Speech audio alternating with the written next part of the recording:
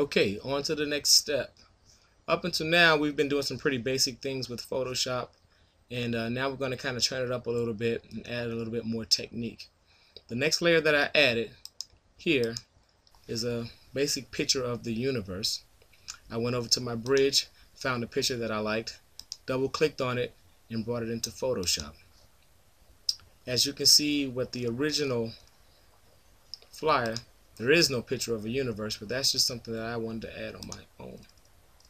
But what I want to do now is modify this picture and make it blend in a little bit better with the background that I already have selected. So while selecting the picture of the universe, I went up here to my blending mode. There's several different blending modes, and I selected screen. This is how it would look if it was normal. I went down and selected screen, and that just basically lightened it up a little bit. Alright, and also let it kind of blend into the rest of it. As you can see before, when I put it on normal, everything is pretty much gone. But on screen, it allowed it to let the rest of the layers bleed through just a little bit. So you can see where I still have my bar, and I still have a little bit of gray here and dark tones over here. On top of that, I decided to add another layer called hue and saturation. That's this layer here. That turned my layer from the normal, I guess, bluish tones to a darker tone. What I did inside the hue and saturation layer, which is located in the adjustment area. If you have Photoshop or CS4 or CS5, you'll have a palette over here where you can actually go into your adjustments and choose whichever adjustment you wanted.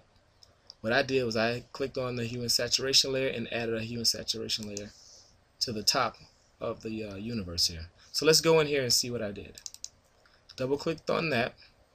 Now I didn't touch the hue slider at all. I left that at 207. But what I did was I took the saturation and brought it down to 14. So show you a little trick here. If I want to take that saturation back to 0, you just hover over saturation and double click it, and it will reset that back to 0. What I did was slid it over to 14.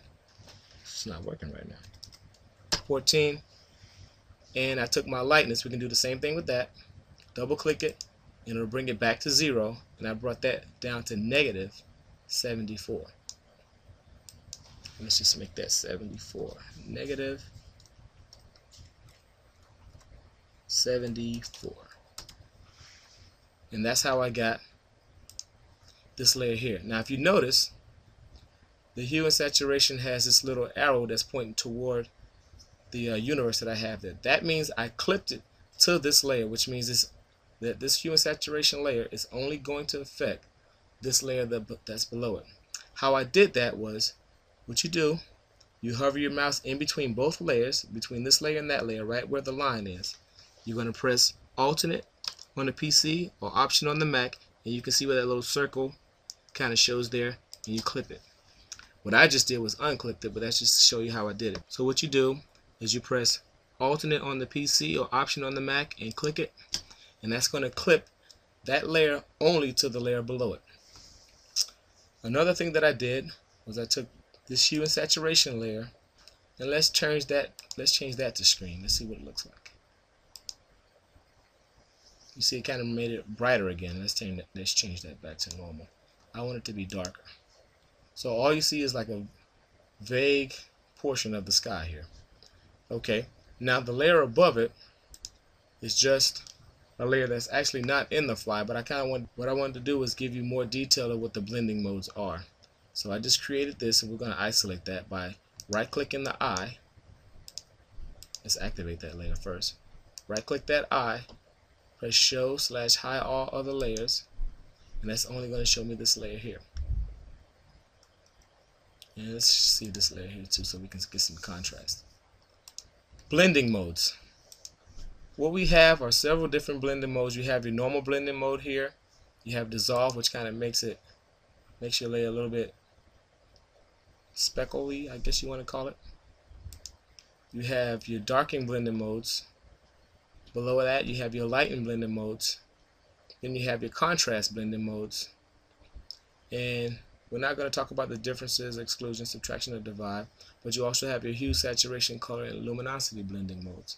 So basically what blending modes do is, for example, your darken blending mode is going to take anything in your picture that's dark and make it actually darker.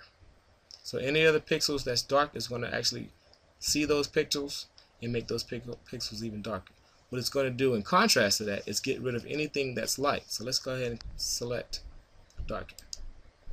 And you see it got rid of pretty much all the white there, because it's finding all your dark pixels and isolating those pixels. Lighten is the exact opposite of darken. So lighten, if I select lighten, it's going to select all the light areas of my photo or my object and highlight those areas, and it's going to basically get rid of all the dark areas. You come down to your contrast, and contrast basically takes half of the light areas, half of the dark areas, and kind of blends them together, and that's going to be your overlay layer. So basically what it did is it took a little bit of the dark areas, made them slightly darker, took a little bit of the light areas and blended them all in together. Now for a softer feel of the overlay, you can go to soft light, and that just softens the layers out a little bit. So that's what I did down here. We're going to go ahead and deselect that one off. I'll turn that one off, and that's what I did here to this layer. I chose screen. As you see, the original photo looked as such, and by using screen, it actually took the lighter areas and made them even lighter and kind of got rid of the darker areas, because we're in the lighten part of it. And that's what happened there. So now we're moving right along on to the next step.